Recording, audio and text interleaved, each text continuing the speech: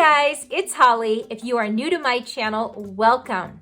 My husband and I just got back from a trip to Jamaica, and while we were there, we went and visited the Dunn's River Falls. This is a famous waterfall and tourist destination in Jamaica. Totally cool to see, and I wanted to share with you today about our experience going there and a bunch of things that I learned from our experience going there. Now, when we went, I was clueless. Looking back now, I wish I would have known a lot of these things before we went and did this excursion. So I'm sharing this video with you all today. Maybe some of you out there are planning a trip to Jamaica or thinking about going someday, and I hope that this can be helpful to you planning a trip and to know what to expect if you are planning to go visit the Dunn's River Falls. First of all, what to pack when you go. When we were getting ready to go the day before, we seriously had no idea what we were supposed to bring. We weren't even sure if you were supposed to bring food, money. It was one of those things we kept asking staff and the people, in charge at the resort, and nobody can give us a clear answer on what to bring. We were told, however, you might want to bring some food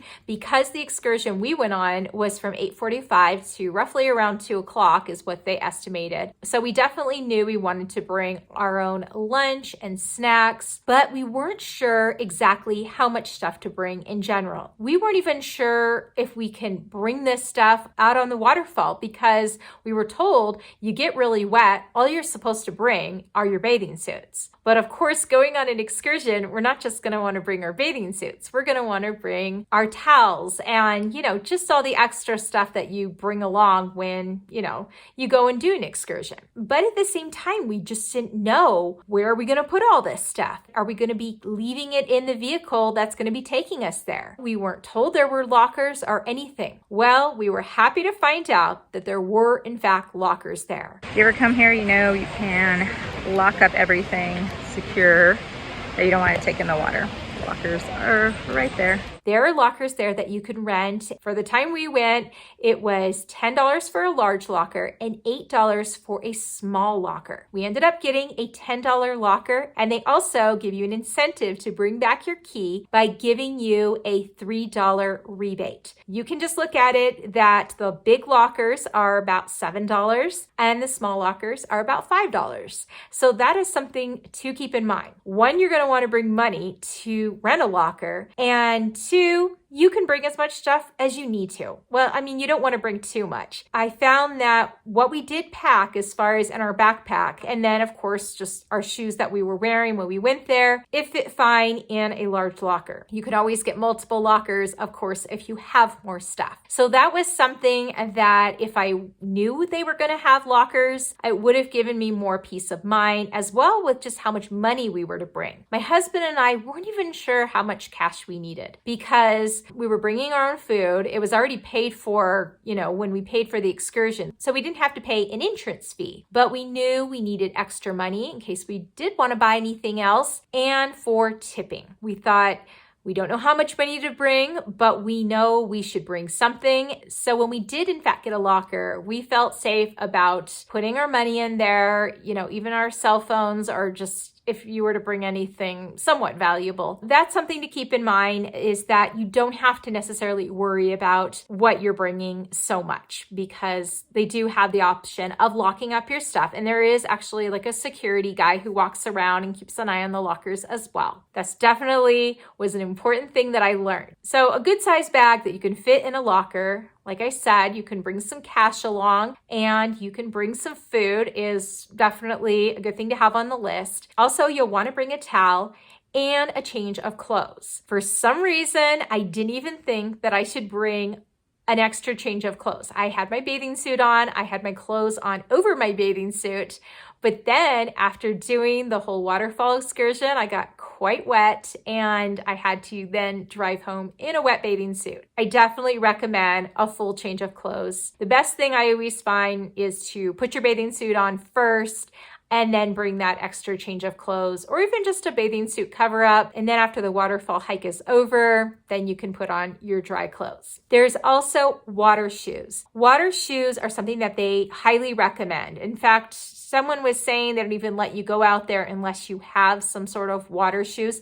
That's not true. They actually will let you bring your tennis shoes if you don't mind them getting wet. That is an option, but at the same time, do you want soaking wet tennis shoes later? It's great to have water shoes that you bring along with you, and then you can just put your tennis shoes, flip-flops, or whatever in your locker during the time you're there. We were told before we even went to Jamaica, and this was maybe an option that we were going to do the falls, we were told by somebody who had done it previously to buy water shoes ahead of time. And I believe they told us we wouldn't even be allowed to go on the waterfalls without water shoes. Well, like I said, that wasn't the case, but we wanted to be prepared. So at the last minute before our trip, we went to a sporting goods store and bought a pair of $20 water shoes. You don't have to buy them before you go. They do sell them right there at the entrance of the waterfalls, and they're really not that much. They were only $10 for a pair of water shoes. Now, I'm not sure about the quality of the water shoes,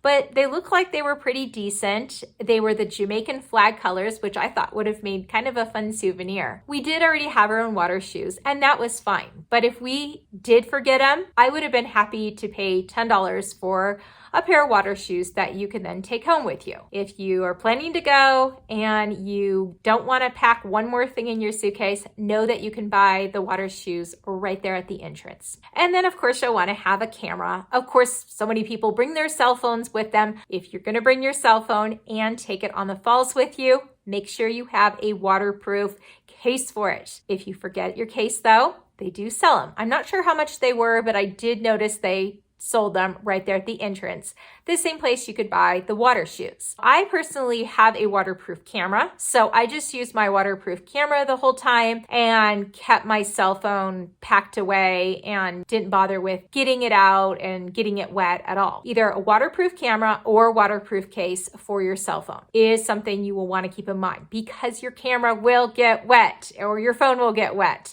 You don't want to destroy something like that. That covers as far as what to pack. Here's some other things on what to expect. When we booked our excursion, we went through our resort. It was about $100 per person to go. What this included was our transportation there, and it included our entrance to the waterfall, the whole park there. We did not know when we booked the whole excursion how much the entrance was to get into the falls. Once we got there, we realized it was $25 a person. This is in early 2023. That is the current price in US dollars, how much it costs to get in. Now, if you are staying at a resort and they're offering excursions there, know that the entrance fee may be around $25. So if you can find a better price to get to the waterfalls, either through a taxi or a car service or renting a car, you can go that route and maybe save some money. I don't know. We did not research it to see just how much it would have cost us per person to get to the waterfalls and back. We just paid the $100 per person to do it through the hotel. What that included was a driver picking us up at our hotel at 8:45 in the morning, but we didn't realize we were going to be picking up another group at another hotel. So as nice as it would have been to just have a private car there, we had to do a stopover and go pick up another family at another resort on the way. Unfortunately for us, this family was not ready to go when we picked them up. We got to this other resort to pick them up, and we waited and waited for them to show up. I'm surprised the driver even waited that long. You think that if a party does not show up, if they're past 5 minutes, they should not have this long grace period. We waited about 20 minutes in the parking lot of this resort for this family to arrive. Anyways, they arrived and we went there, but we realized we had to do everything with this family. The driver told us to stay together to do the whole waterfall excursion with them. We figured, okay, we'll just hang out with them. Well, this family unfortunately took forever to do everything,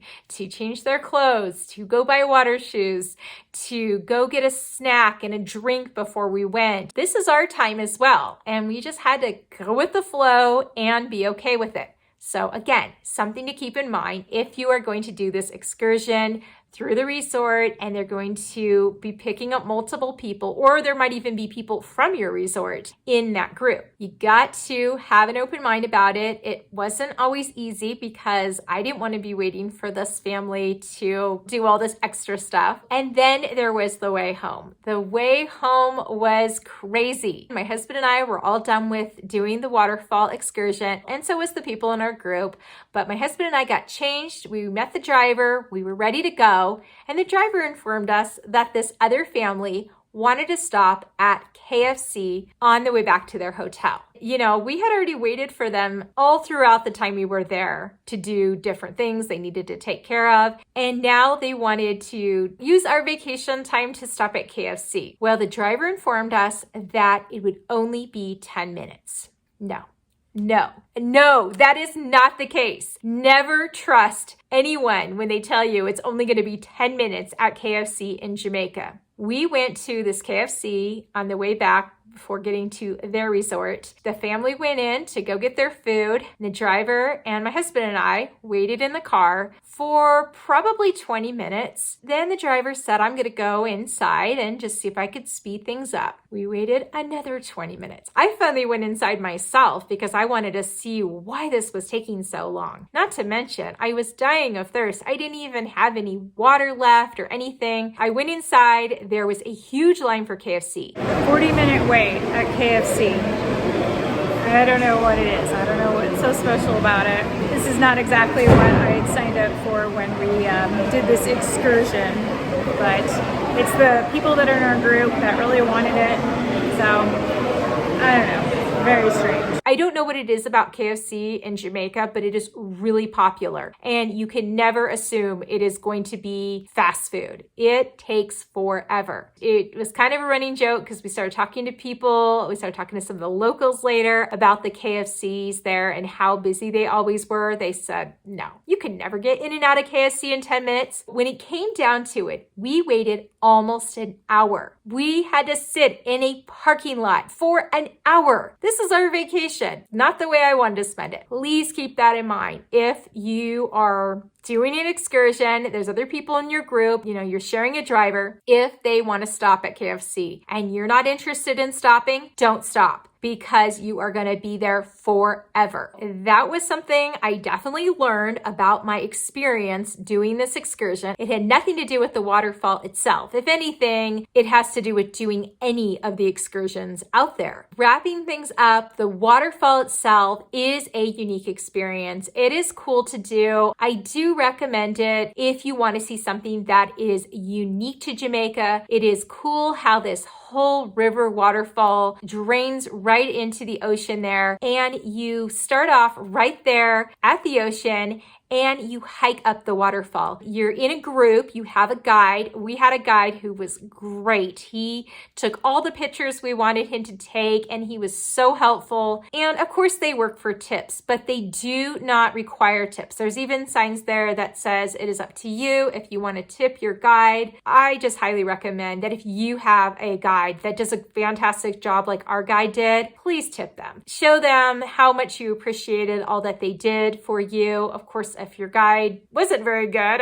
that's up to you if you want to tip them. But it was definitely neat going up this waterfall. I did see some little kids there, but I don't think I would have wanted to take all of my kids because some areas that were slippery. But like I said, the guide is so good about making sure everybody stays safe and steps in the right places. There's also a lot of different fun things you can do on the whole waterfall hike, different little slides and different photo opportunities. It's a cool thing to do. Once you are done doing the whole waterfall hike and you head back to your locker, maybe change your clothes, get a bite to eat or whatever you have time for, when you are heading back to the main entrance, the parking lot, there is vendors everywhere. And this is one more piece of warning I want to give you, is that they will hassle. They will try and get you to buy stuff if you make eye contact. Now, if you want to do some shopping and you're looking to get a bunch of stuff, then by all means, do some shopping. But one thing that we were warned before we went